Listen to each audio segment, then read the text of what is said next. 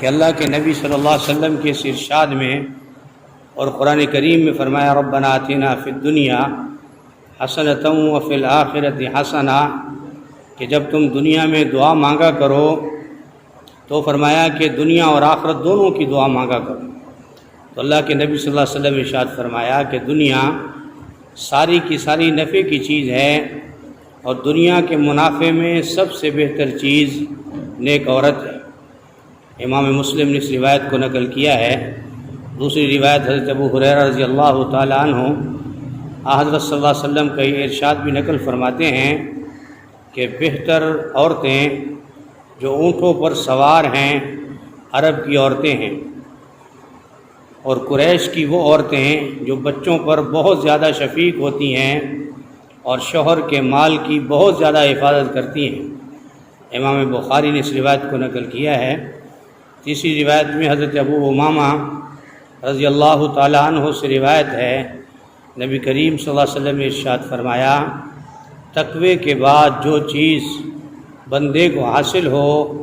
ان میں نیک بیوی سے بڑھ کر بہترین نعمت نہیں۔ پھر نیک بیوی کے اوصاف بیان فرمائے نمبر 1، اگر اسے حکم دے تو فرما برداری کرے، اور اگر اس کی طرف دیکھے تو اسے خوش کرے،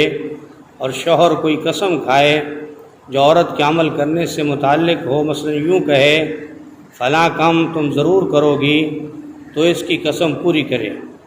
اور اگر شوہر کہے کہ کہیں چلا جائے تو اپنی جان اور شوہر کے مال میں خیر خواہی کرے۔ یہ 4 صفات ہیں جو حضور اکرم صلی اللہ علیہ وسلم نے ارشاد فرمائی کہ بہترین عورت میں یہ 4 صفات ہونی چاہیے۔ پہلی صفت، اگر حکم دے خامند تو اس کی فرما برداری کرے۔ دوسرا فرمایا اگر اس کی طرف دیکھے تو اپنے خامند کو خوش کرے۔ نمبر 3، اگر شوہر کوئی قسم کھائے جو عورت کے عمل کرنے کے متعلق ہو، مثلا یوں کہے کہ تم فلاں کام ضرور کرو گی، تو اس کی قسم پوری کرے۔ نمبر 4، اگر شوہر کہیں چلا جائے تو اپنی جان اور شوہر کے مال کی خیر خواہی کرے۔ تو اللہ کے نبی صلی اللہ علیہ وسلم نے یہ 4 صفات بیان فرمایا جس عورت میں یہ 4 صفات ہوں گی وہ بہترین عورت ہے۔ گویا کہ جس آدمی کو یہ نصیب ہو جائے اس کو دنیا آخرت میں اللہ نے بہترین نعمت عطا فرمائی۔ حضور صلی اللہ علیہ وسلم نے ارشاد فرمایا کہ جب تمہارے پاس کوئی ایسا شخص پیغام بھیجے جس کی دینی اور اخلاقی حالت تمہیں پسند ہو، اس سے نکاح کر دو۔ حضرت ابو ہریرہ رضی اللہ تعالیٰ عنہ سے روایت ہے، رسول اللہ صلی اللہ علیہ وسلم نے ارشاد فرمایا جب تمہارے پاس کوئی ایسا شخص پیغام بھیجے جس کی دینی اور اخلاقی حالت تمہیں پسند ہو، اس سے نکاح کر دو۔ اگر ایسا نہ کرو گے تو زمین میں بڑا فتنہ ہوگا اور لمبا چوڑا فساد ہوگا۔ امام ترمذی نے اس روایت کو نقل کیا ہے۔ تو میرے محترم دوستوں اور بزرگوں، اللہ جل شانہ نے قرآن کریم میں ایمان والوں کی پوری تربیت فرمائی ہے، مردوں کی بھی اور عورتوں کی بھی۔ اور اگر ایمان والے لوگ قرآن کریم کا مطالعہ کریں، قرآن کو سنیں، قرآن کریم کو اوڑھنا اور بچھونا بنائیں، تو فرمایا زندگی اپنی بھی آسان ہو جائے گی اور گھر کے سارے افراد کی زندگی آسان ہو جائے گی۔ تو نکاح کرنے کے متعلق اللہ کے نبی صلی اللہ علیہ وسلم کے جو میں نے ارشاد آپ کو سنائے کہ فرمایا بہترین عورت جو دنیا میں انسان کو مل جائے، گویا کہ دنیا آخرت کا نفع اس آدمی نے حاصل کر لیا۔ اور پھر فرمایا عربوں کی عورتوں کے بارے میں فرمایا کہ جو اونٹوں پر سوار ہونے والی بہترین عورتیں ہیں، اور دوسرا بچوں سے بہت زیادہ پیار کرنے والی، اور تیسرا فرمایا کہ وہ اپنے خامند کے مال اور اپنی جان کی حفاظت کرنے والی۔ میرے محترم دوستوں اور بزرگوں، یہ ساری چیزیں تبھی انسان میں پیدا ہو سکتی ہیں جس وقت انسان اپنی اور اپنی اولاد کی اور گھر والوں کی قرآن و سنت کے مطابق تربیت کرے گی، قرآن و سنت کی بات ان کو سمجھائے گا، سنائے گا، پڑھائے گا، تب ہی ان بیچاریوں کو پتہ ہو۔ ورنہ آج یورپ کا حال آپ دیکھیں کہ خاندانی سسٹم تباہ و برباد ہو چکا ہے، وہاں کوئی خاندانی سسٹم نہیں ہے۔ بے شک وہ ترقی کے منازل طے کرتے ہوئے آسمانوں پر پہنچ گئے، لیکن ان کا کوئی خاندانی نظام نہیں ہے، نہ کوئی کسی کا ادب و احترام جانتا ہے، بس ہر ایک حیوان ہے، کھاتا ہے، پیتا ہے، چلتا ہے، پھرتا ہے، جہاں دل کرتا ہے بیٹھتا ہے، نہ بیوی کے حقوق ہیں، نہ اولاد کے حقوق ہیں، نہ کوئی اور چیز۔ اللہ نے حضور اقدس صلی اللہ علیہ وسلم کے ذریعے سے جو اسلام دیا، اس اسلام میں ایمان والوں کی اور انسانوں کی تربیت فرمائی اور بتایا ہے کہ ان صفات کے حامل لوگوں کو فرمایا کہ اچھا کہا جائے گا، مرد ہے یا عورت ہے۔ تو فرمایا کہ نکاح کرنے کے متعلق بھی اور بچیوں اور بچوں کے رشتوں کے متعلق بھی انسان جب کرنا چاہے تو دینداری کو ترجیح دے، اچھے اخلاق کو ترجیح دے۔ آج ہمارے اوپر جو مصیبت گری ہے وہ کیا ہے کہ سب سے بڑی جو بیماری ہمیں لاحق ہو چکی ہے معاشرے میں وہ مالداری، کہ مالدار ہو، بس اس کے بعد پھر ایک اور لفظ ہے پڑھا لکھا ہو، اور وہ پڑھا لکھا چاہے پتہ نہیں کہاں سے پڑھ لکھ کر آیا ہو،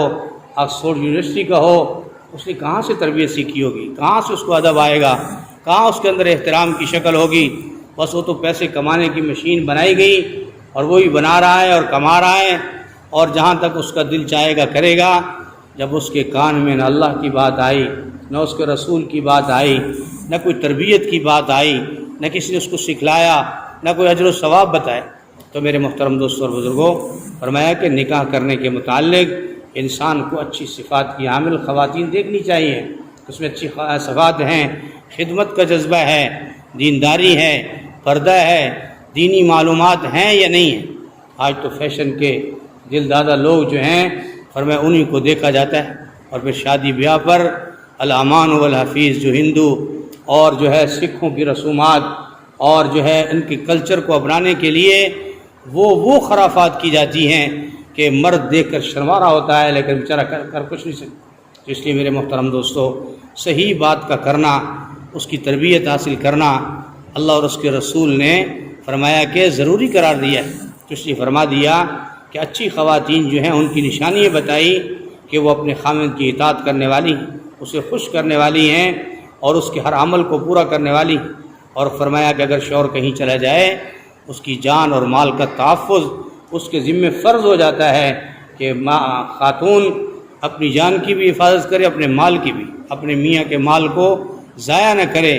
فضول نہ اڑائے۔ فیشنوں بھی آج ہم دیکھ لیں گھروں میں کتنی فضول خرچی ہے۔ اللہ نے قرآن کریم میں فرما دیا ان المبذرین کانوا اخوان الشیاطین، فضول خرچی کرنے والا شیطان کا بھائی ہے، یہ اللہ نے قرآن میں فرما دیا۔ لیکن ہم اپنے 6 فٹ کے وجود کے حوالے سے، گھر کے حوالے سے اور اپنے محلے کے حوالے سے ہم دیکھیں کہ مسلمان آج اس فضول خرچی میں کہاں سے کہاں پہنچ چکا ہے۔ کتنی شادی، خوشی اور غمی کے موقع پر اور معاملات میں اور دکھلاوے میں اور بڑا پن دکھانے میں کہاں سے کہاں پہنچ جاتا ہے، اور اسے خیال بھی نہیں ہوتا کہ یہ جو اللہ کی دی ہوئی مال کی شکل میں نعمت ہے اس کو میں کس تفاخرانہ تکبرانہ طریقے سے جو ہے اس کے سامنے پیش کر رہا ہوں۔ کہتا بس میرا ناک اوپر ہونا چاہیے اور میری گردن اونچی ہونی چاہیے، کچھ سے کچھ ہو جائے۔ تو میرے محترم دوستوں اور بزرگوں، اللہ جل شانہ نے مال کی نعمت دی ہو، جس آدمی نے فضول خرچی کی، علماء نے بڑی باریکیاں بیان کی ہیں کہ فضول خرچی کس کو کہا جاتا ہے۔ وقت کی ضرورت سے زیادہ جو چیز ہے اس کے خرچ کرنے میں انسان کو 1000 دفعہ سوچنا چاہیے کہ میرے جان کے، مال کے، گھر کے اوپر جو اخراجات ہیں، اس سے اضافی جو چیز ہے وہ کہیں اس انداز میں تو نہیں خرچ ہو رہی کہ اس میں جو ہے کوئی تفاخر آ جائے، تکبر آ جائے۔ کہیں خرچ کرنے میں تکبر آ گیا، سواری کے خریدنے میں، مال کے خریدنے میں دل میں یہ بات آ گئی کہ فلاں کہے گا بڑا مالدار ہے، بڑا مال خرچ کرتا ہے، تو فرمایا یہ ساری بیماری ہیں جس کے لاحق ہونے سے انسان کی روح بیمار ہو جاتی۔ اس لیے فرمایا کہ انسان کو شادی کرنے میں بھی خیال کرنا۔ فرمایا حدیث میں آتا ہے، اللہ کے نبی نے فرمایا اگر کوئی رشتہ تم سے مانگے اور اس کے اخلاق اچھے ہوں، دیندار ہو، تو اس کو رشتہ دے دو۔ مالداری دیکھنی کہیں جو ہے مناسب ہے، لیکن اتنا بھی نہ ہو کہ جس مال کے پیچھے آج ہم لالچی بن چکے ہیں اس کا سارا نظام تباہ و برباد ہو جاتا ہے۔ آج مال کے پیچھے چلنے والے تباہ و برباد ہو رہے، رشتے خراب ہو رہے ہیں۔ آپ عدالتوں میں چلے جائیں، کتنے لوگ ہیں جو ہے فرمایا دکھاتے کچھ ہیں، کرتے کچھ ہیں، اور بعد میں پھر سارا پڈا اور فساد یہ برپا ہوتا ہے۔